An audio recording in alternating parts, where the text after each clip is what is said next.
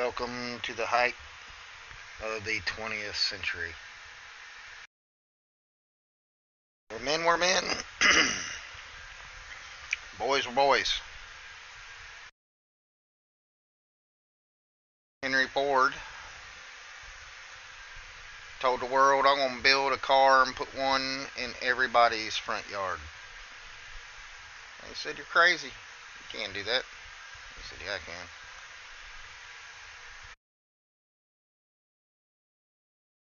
Even had his designers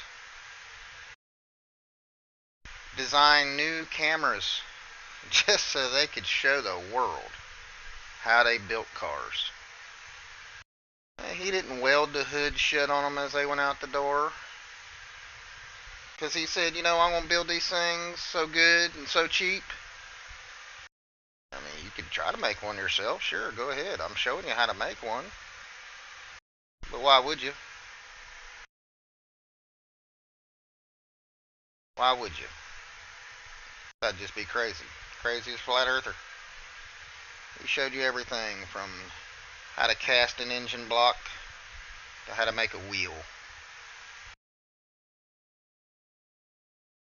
So he could show the world.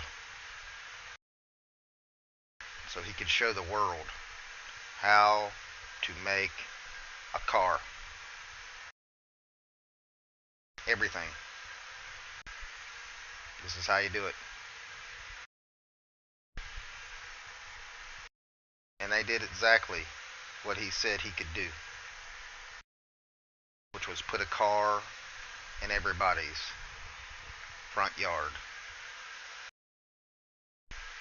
which caused a booming economy in the driveway business.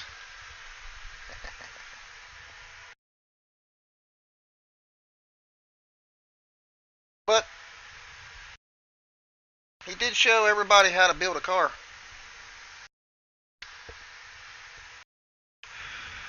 He did show everybody how to build a car. He was very, very proud of those cars. He had a vision, and that vision came to fruition.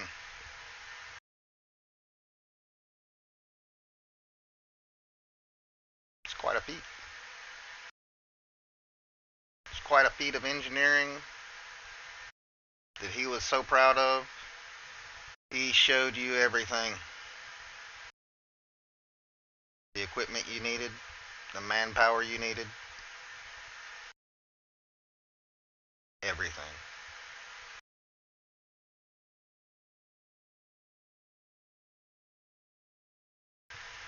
Welcome to the 21st century, where robots are robots and robots build shit. Even though all the cars. But one thing hasn't changed. These people are so proud of what they make. They show you exactly how to make them. They show exactly what kind of robots you need, how big of a factory you need.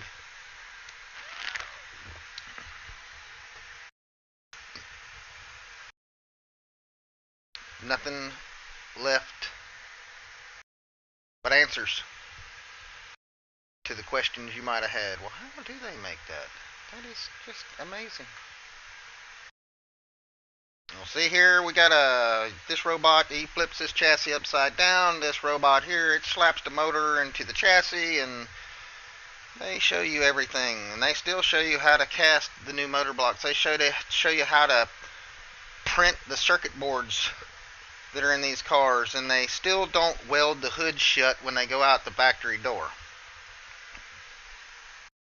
Because the same principle is true today. Yeah, sure, you could build your own car, but why would you? It's unnecessary.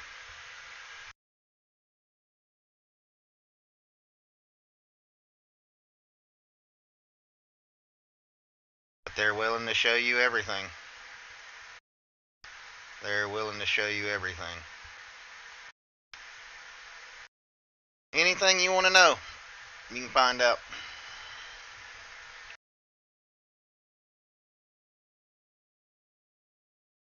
Because the truth needs no secret. The truth needs no veil of secrecy.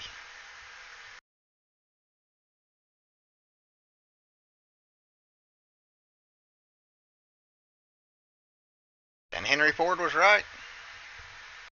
He put a daggum car or two or three, sometimes 10, in everybody's driveway. In fact, they're so proud of their cars that they didn't even make themselves in their own garage. People just post pictures of them all over the internet. Look at that. It's me washing my car. It's my blue car. It's my red car. It's my long one, my short one, my skinny one, my fat one. Henry Ford was not joking when he said, I'm going to put one of these in everybody's driveway. Because you look around you today, that's all you see.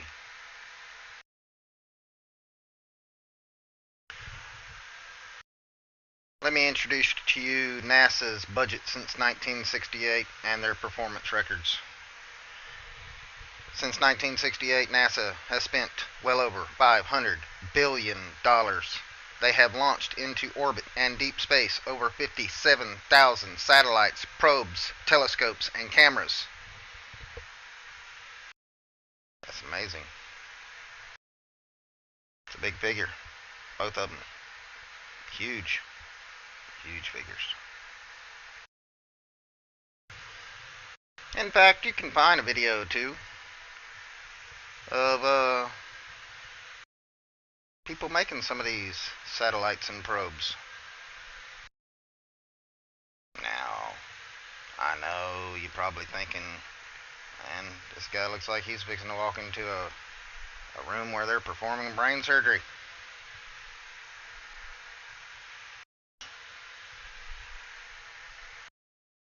These guys, they'll show you how to build a satellite, sort of.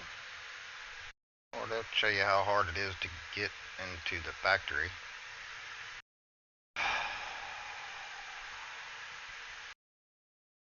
Where the men are men and the geeks sit behind cubicles. But they'll still show you a little bit.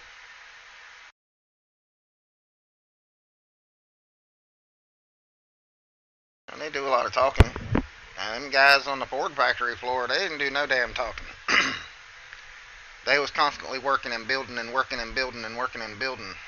But you look at stuff like this and you just really don't see what you think you should see.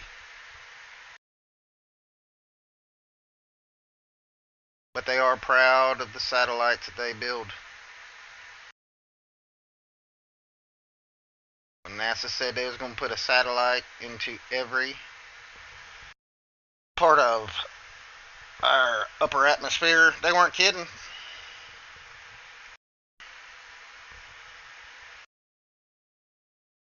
They are so proud of their satellites.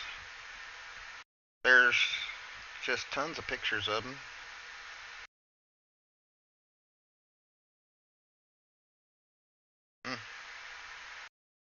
Pretty interesting.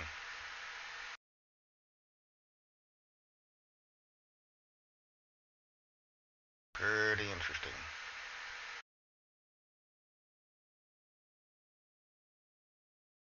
Look at that picture right there.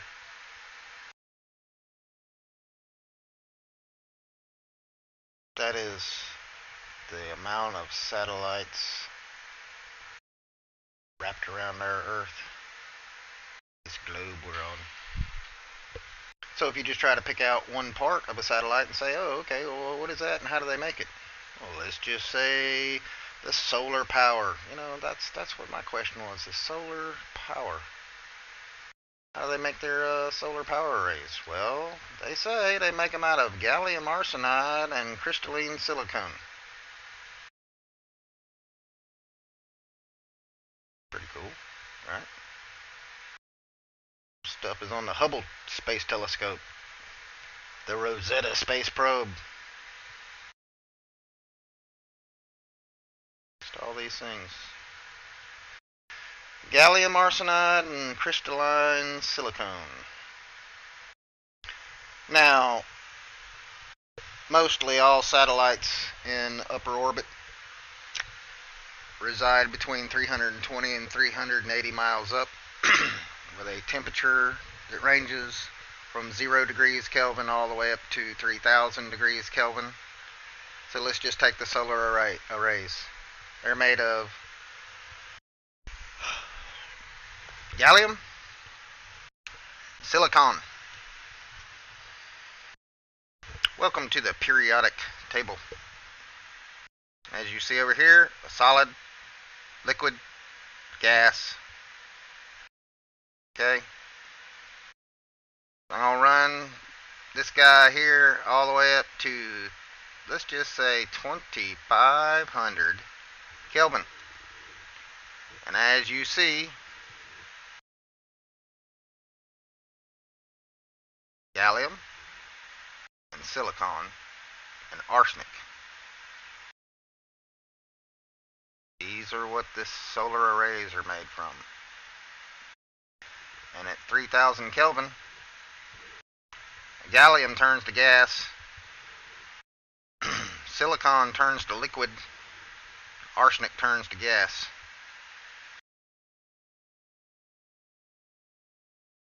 2,100 degrees, they're either liquid or gas. I'm waiting for them to get back to a solid state here. Look at there, at 1,500 Kelvin, silicon is a solid. But at 1721, they all become liquid.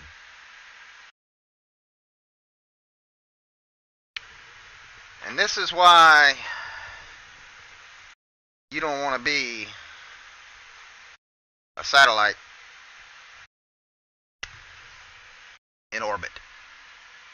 Because it doesn't matter what they make you out of. When that sun comes around and hits you, if you ain't made of one of the at 3,000 Kelvin, if you ain't made of tantalum, tungsten, rhenium, or osmium, or carbon, you ain't gonna work no more. And this is why satellites really don't exist. They can't exist. If they could exist, they would be very proud of the innovations that revolved around making the materials that makes it possible for them to reside at the altitudes that they reside. If a solar array is made out of silicon, it turns to gas in the sun. So you might say, well, they just retract them or they cover them up with something, Jeff. See, you don't understand this shit. Yeah, I think I understand all this shit completely well. I really think I do. I'm pretty sure I can smell bullshit at a mile away. I can even smell bullshit at 380 miles up. But thanks for watching. I do appreciate you listening to my videos, y'all. Don't forget to subscribe. Leave me a comment or two if you got time. Y'all have a wonderful day. See ya.